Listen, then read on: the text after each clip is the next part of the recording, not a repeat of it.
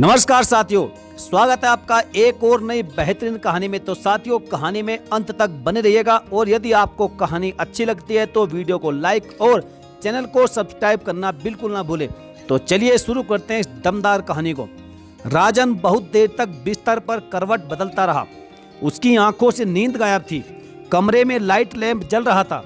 उसने घड़ी की तरफ देखा तो सुबह के 5 बजने को थे।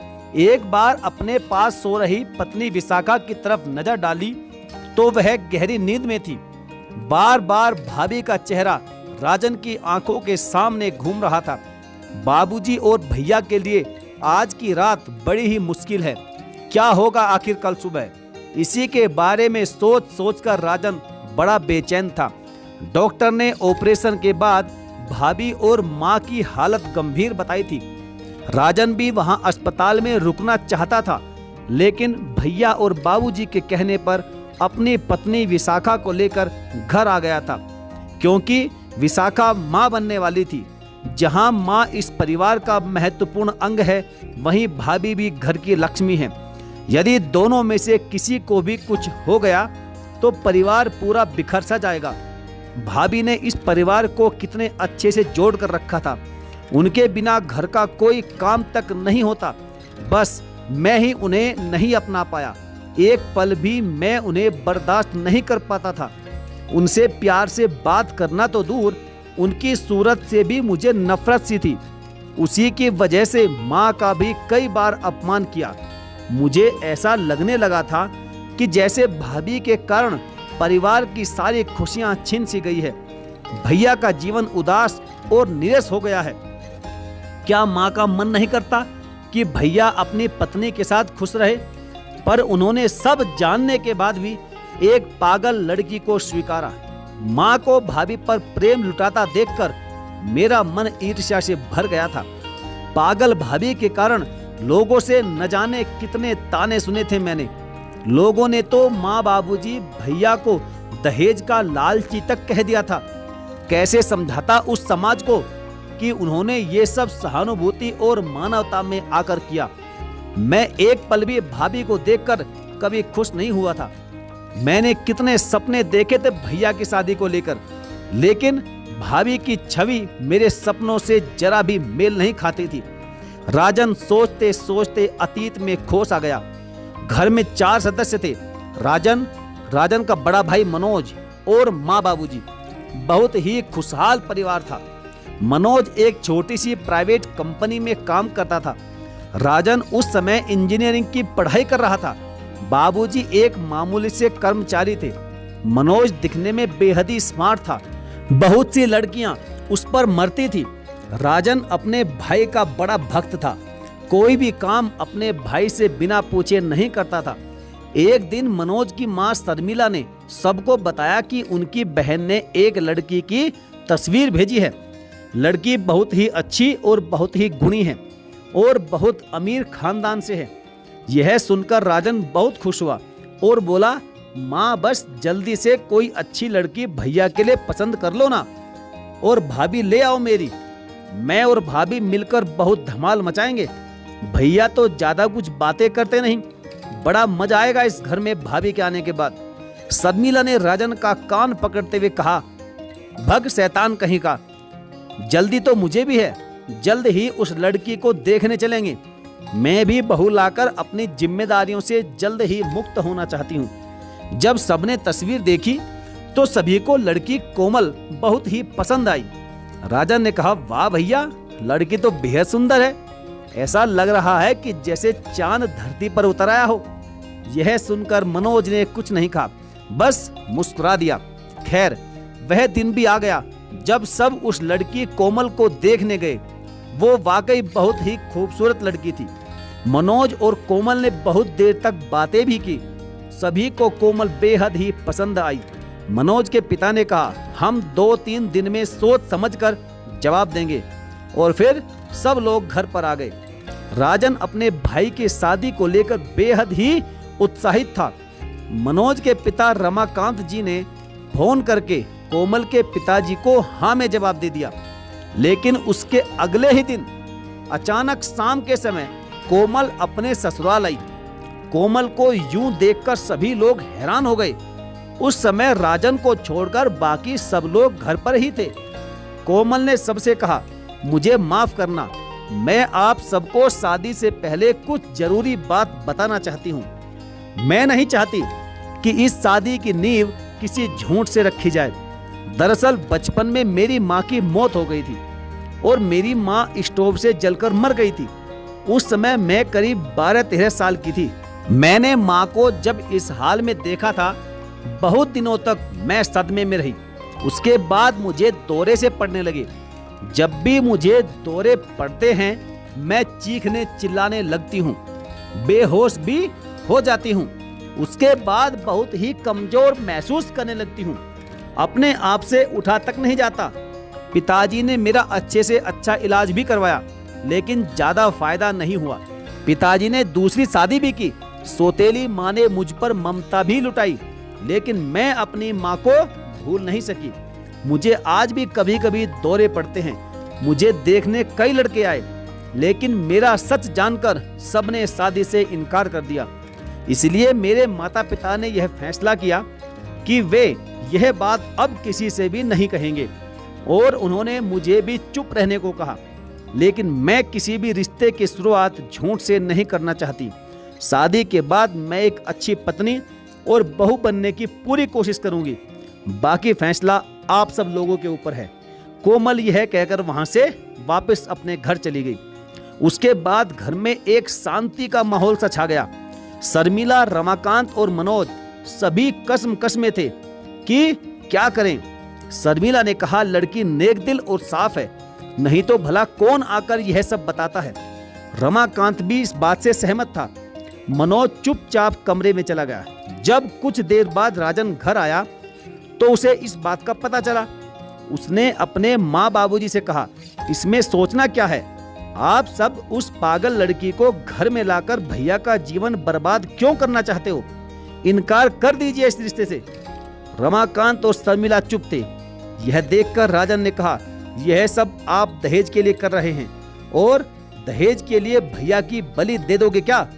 शर्मिला ने कहा, ये हम बेटा दहेज के लिए नहीं कर रहे, उस लड़की से सहानुभूति और मानवता की खातिर कर रहे हैं। अरे हीरा है वह लड़की, हीरा। राजन ने कहा, अच्छा माँ, चंद घंटों की मुलाकात में आपने उसे समझ भी लिया? इतने में मनोज वहां आया और बोला, माँ, मुझे इस शादी से कोई ऐतराज नहीं है। वह लड़की सच में एक नेक दिल और अच्छी है। मैं उससे शादी करने को तैयार हूँ, और जो भी हुआ है उसमें उसकी क्या गलती है भला? यदि हमारे घर भी कोई बहन होती और भगवान न करे उसके साथ कोई ऐसी दुर्घटना हो गई होती, तो क्या हम उसकी शादी करने की कोशिश नहीं करते? राजा ने कहा, भैया आप भी कैसी बात करते हो? आप सब उसकी खूबसूरती और दहेज के लालच में अंधे हो गए हैं, अंधे। देखना, एक दिन आप जरूर पछताओगे। कोमल और मनोज की शादी धूमधाम से हो गई। कोमल अपने साथ ढेर सारा दहेज लेकर आई। सब रिश्तेदारों और पड़ोसियों ने कोमल की खूबसूरती और दहेज की बहुत जमकर तारीफ की। लेकिन राजन घर में सबसे चिढ़ा हुआ था। वह शादी के सख्त खिलाफ था। ना तो उसे शादी की कोई खुशी थी और ना ही नई भाभी के घर में आने का उत्साह था। पूरी शादी में वह अनमनसा ही रहा। उसे लग रहा था कि भैया का जीवन बर्बाद हो गया। आखिर क्या कमी थी जो एक पागल लड़की से शादी कर ली? नई बहू के आने की खुशी में घर में हवन रखा गया था। शर्मिला बेहद ही उत्साहित थी। सभी रिश्तेदार पड़ोसी वहां पर मौजूद थे। पंडित जी हवन करवा रहे थे। कोमल और मनोज हवन कर रहे थे। तभी कुछ देर बाद हवन की जलती हुई अग्नि को देखकर कोमल अचानक से चीखने चिल्लाने लगी और उठकर खड़ी हो गई। उसे संभालना तक भी मुश्किल सा हो गया था। उसे इंजेक्शन लगाया गया और फिर वह बेहोश हो गई। सभी रिश्तेदार और पड़ोसी बात बनाने लगे और कहने लगे कि दहेज के लालच और लड़की की सुंदरता को देखकर एक पागल लड़की को ब्याह कर ले आए ये लोग। आखिर कितने लालची लोग हैं ये, अपने बेटे का सौदा कर दिया। शर्मिला और रमाकांत को बहुत ही बुरा लगा और उन्हें भी मन ही मन लगने लगा था कि कहीं ये फैसला गलत तो नहीं ले लिया। मनोज बहुत देर तक पत्नी के पास बैठा रहा। कोमल को होश आया तो वह सामान्य हो गई थी। लेकिन इस घटना से राजन चिढ़ा हुआ था। शादी के बाद कोमल और मनोज हनीमून पर चले गए, लेकिन अचानक से ही शर्मिला अर्थात कोमल की सासू माँ की तबीयत खराब हो गई। पूरे 1 सप्ताह का प्लान था उनका मनाली घूमने का, लेकिन फोन पर पता लगते ही 4 दिनों में ही कोमल के कहने पर वे लोग वापस लौट आए। जब शर्मिला ने पूछा कि तुम इतनी जल्दी वापस क्यों आ गए, तो कोमल ने कहा, अरे माँ जी आपकी तबीयत ठीक नहीं है ना, इसलिए यह सुनकर हम जल्दी आ गए।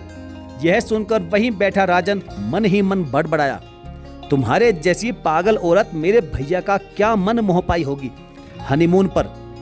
कोमल अपनी सास की देखभाल में लग गई, सबका बेहद ही अच्छे से ख्याल रखती, सबको खुश करने का प्रयास करती। बस कभी कभी उसे दौरे जरूर पड़ते थे, लेकिन उसके बाद वह सामान्य हो जाती थी। लेकिन राजन का इस घर में दम घुटने लगा था।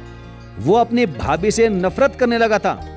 माँ बाबूजी को उस पर जी जान से प्रेम लुटाते देखकर उसका मन और भी अधिक जल जाता। सोचता था कि न जाने क्या जादू कर दिया है इस पागल औरत ने। भैया तो इसके रूप में पागल से हो गए हैं और माँ बाबूजी भी इसके गुणगान किए नहीं थकते। राजन ने दूसरे शहर में नौकरी ढूंढ ली और वहां रहने चला गया। 2-3 महीने में ही घर मिलने आता। कई बार फोन पर सुनता कि कोमल की तबीयत ठीक नहीं है, तो मन ही मन बड़बड़ाता, पागल से शादी करोगे तो ऐसा ही होगा, आधे से ज्यादा समय तो अस्पताल में ही पड़ी रहेगी ना वो। राजन ने अपनी ही पसंद की लड़की विभा से शादी कर ली। विभा बहुत ही अच्छी लड़की थी। राजन तो नहीं, पर वह अक्सर अपने सास ससुर से मिलने ससुराल चली जाया करती थी। एक दिन विभा थोड़ी परेशान सी थी। कोमल ने उससे उसकी परेशानी का कारण पूछा, तो विभा ने बताया कि उसके भैया को बिजनेस में बहुत घाटा हुआ है और उन्हें 5 लाख रुपए की सख्त आवश्यकता है। यह सुनकर कोमल ने कहा, बस इतनी सी बात। कोमल ने तुरंत अपने पास रखे 5 लाख रुपए विभा को दे दिए और साथ ही साथ बिजनेस के सुझाव भी दिए, जिससे विभा के भैया को बहुत ज्यादा फायदा हुआ। उसके बाद विभा भी कोमल की बहुत तारीफ करती। राजन विभा के मुंह से कोमल की तारीफ सुनकर और भी ज्यादा चिढ़ जाता था।